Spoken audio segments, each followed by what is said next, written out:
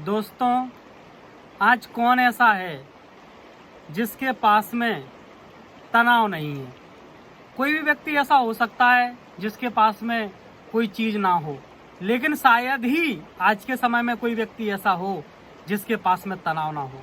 तनाव नाम की धरोहर, तनाव नाम का धन आज सबके पास में है। किसी ने खुद पाया है तो किसी ने विरासत में पाया है। तो तमाम तरीके के उपाय आज तनाव से बचने के लिए, तमाम तरीके की थेरेपी, तमाम तरह के ध्यान चल रहे हैं। और मैं तो कहता हूं कि तनाव से बचने का सबसे आसान तरीका है कि किसी ऐसी नदी के किनारे आप रोज जाना स्टार्ट कर दीजिए और वहां पर बहते हुए जल को आप थोड़ी देर देखने का अभ्यास कीजिए। तो वो जल, वो बहती हुई नदी की धारा आपको बहुत कुछ देने लगेगी और आपके भीतर से कब तनाव गायब हो जाएगा आपको पता ही नहीं लगेगा। दोस्तों, हमने सद्गुरु के द्वारा सुना है कि यदि आप खुद को जानना चाहते हैं, अपने स्वरूप को जानना चाहते हैं, तो उसके लिए आपको किसी प्रकार के वेद शास्त्रों को जानने की जरूरत नहीं है। यदि आपको उसको जानना है तो आप बस प्रकृति के बीच में जाइए, और प्रकृति के बीच में जब आप जाएंगे तब आप उसका अनुभव कर पाएंगे।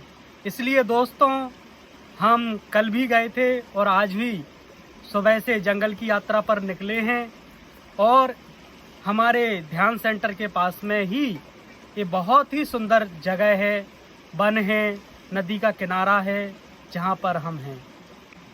दोस्तों, मैं आपको बता नहीं सकता हूँ कि इस प्रकृति के बीच में आकर के हम कितना उससे जुड़ जाते हैं और कितना अपने आप को आनंदमय महसूस करते हैं।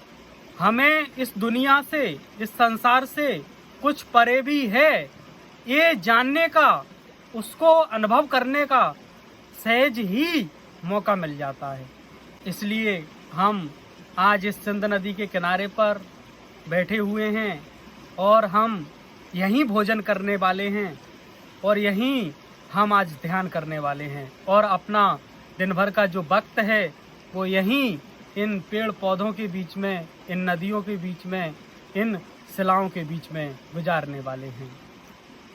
आज हम जंगल में मंगल का आनंद ले रहे हैं। आज हम लोग जंगल की यात्रा पर निकले हैं और जंगल में ही अपने साथ में कुछ भोजन लाए हैं भिक्षा पात्र में, और इसे हम आज जंगल में नदी के बीच में बैठ कर के ग्रहण करने वाले हैं। ये बहुत ही अच्छा एक स्थान है जहाँ पर प्राचीन समय से ऋषि मुनि साधना करते रहे हैं। ये मध्य प्रदेश में दतिया जिले के सिंध नदी के किनारे ग्राम बड़ौन कला पर हनुमान धारा के नाम से एक स्थान है, जहाँ पर बहुत सारे ऋषि मुनि अपनी टोलियाँ लेकर गुजरते थे और जगह जगह पर उनके रुकने के स्थान होते थे।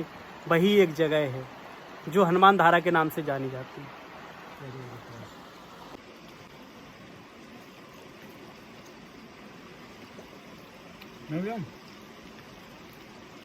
ये हमारे साथ में पवन साधक हैं जो आज हमारे साथ में जंगल की यात्रा कर रहे हैं।